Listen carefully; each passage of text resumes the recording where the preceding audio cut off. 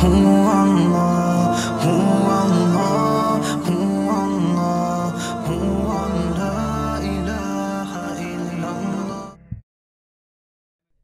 can we be sure that the Quran we have today is the same Quran that the Prophet Muhammad taught to his companions over 1400 years ago? This question is central to the legitimacy of the religion of Islam, and to answer it, we need to know how the Quran was given to the Prophet, preserved by his companions, and then distributed around the Muslim world. This is the story of language, history, and the commitment of an entire civilization to preserving the words of God.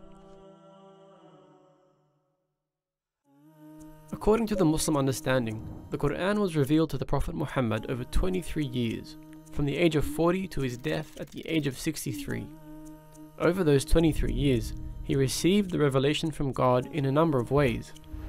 Most commonly, it was spoken to him directly by the angel Gabriel, but at other times, it came during his dreams, and on a number of occasions, it even came to him directly from God, and he experienced this as the sound of a heavy bell, after which the words of the revelation were made clear to him.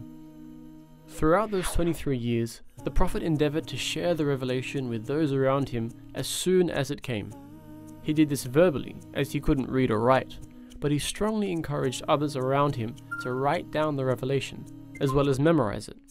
This was the basis of how Muslims believe the Quran became preserved, not purely through written or oral means, but with both strengthening the other. The companions around him constantly strove to memorize these verses, with many eventually memorizing the entire book, and they simultaneously wrote them down on whatever materials they had around them, from parchment to bone to wood and stone.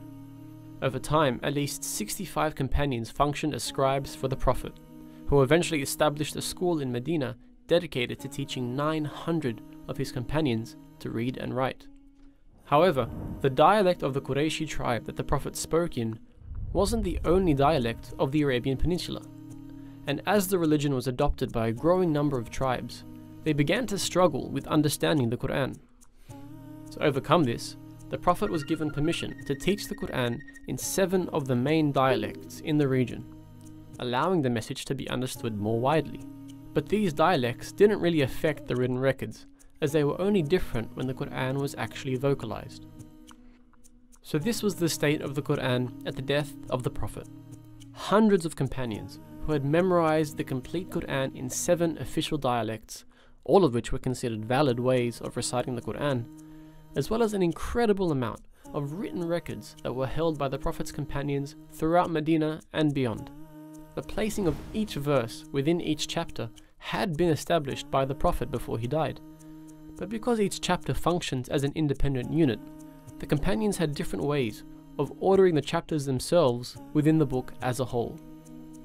With the death of the Prophet, the leadership of the Muslim community passed to his close friend Abu Bakr, who was quickly beset by conflict on the outskirts of the now considerably large Muslim state.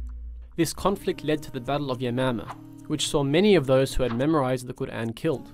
Many of these memorizers, known as Hufadh, did survive, but it highlighted the critical issue of preserving the entirety of the Quran, which was in danger if all of them were killed.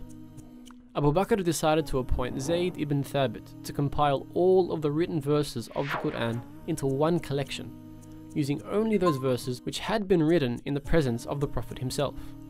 These manuscripts would then be verified by those who had memorized the entire Quran at the hands of the Prophet. This was where the important concept of tawatur, or multiply attested sources, came into play. In order to be 100% sure that a verse of the Quran was in fact a verse of the Quran, it needed to have multiple independent chains of transmission from different memorizers of the Quran.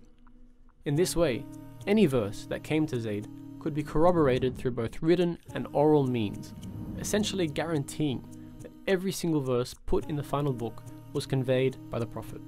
Once this had been completed by Zayd, he penned the completed text, which became known as the Suhuf, and gave it to Abu Bakr. This was now the official text of the Quran. With the death of Abu Bakr, it was given first to Umar, and then to Hafsa, the widow of the Prophet, when Umar passed away. Throughout this time, the religion had spread incredibly rapidly, now reaching from Libya in the west to Khorasan in the east. with this influx of non-Arabs who had embraced Islam, those 7 official dialects began to cause some issues. Variant readings were beginning to crop up, and in order to stamp out the issue, the then Caliph Uthman decided that the original Qurayshi dialect would have to become the official reading of the Quran. He appointed a committee of 12 companions to essentially repeat the process of Zayd ibn Thabit, gathering all of those primary sources, rectifying any differences, and confirming them with those who had memorized the text orally. Once this had been completed, he sent for the original Suhuf, which was still being held by Hafsa, and compared the 2 collections for any differences. Once completed, this final copy was read out to Uthman and the companions, who all agreed upon its accuracy, and they decided to burn the original sources in order to avoid any future divergence with the text. Now this text is referred to as the Uthmani Mus'haf, and it was the first written Quran to be sent throughout the Muslim world with accompanying reciters. It's considered to be exactly the same as the Quran we read today, with only one pretty big difference. It didn't include any skeletal or diacritical marks, which are essential in differentiating different words which otherwise look exactly the same. For example, this is the word for elephant, fil, and this is the verb to kiss something, qabbal. However, when you remove the markings, they both look exactly the same. This was how the Mus'haf was written. Now, whilst these diacritical marks weren't invented until 30 years after the death of Uthman, these markings, what are called skeletal dots, were known to the Arabs at the time of Uthman. But he must have intentionally decided not to include them in his original Mus'haf. Now, whilst we don't really know why, one possible reason is that he wanted to ensure that the Quran would always be taught and preserved through both written and oral methods. And that's where those official reciters who were sent out with copies of the Mus'haf came into play. Without these official teachers guiding them, students who studied the Quran wouldn't actually be able to read the text. But with both the written text and an official reciter, the Quran was now completely standardized and able to be transmitted across the Muslim world. Over time, however, the usefulness of this approach began to diminish, and within the Caliphate of Uthman, these skeletal dots began to be used in new copies of the Mus'haf, and this quickly became the standard for all personal copies of the Quran. So apart from the development of new calligraphy styles and publishing methods, every Quran from then until today has been exactly the same, and every Hafidh of the Quran has learned the exact same book by heart. That is a 1400-year mutawatir chain of people who learnt the same book from their teachers and taught the same book to their students, which is why until this very day we can open up a copy of the Quran and know with confidence that this is the same special book that was taught by the Prophet himself.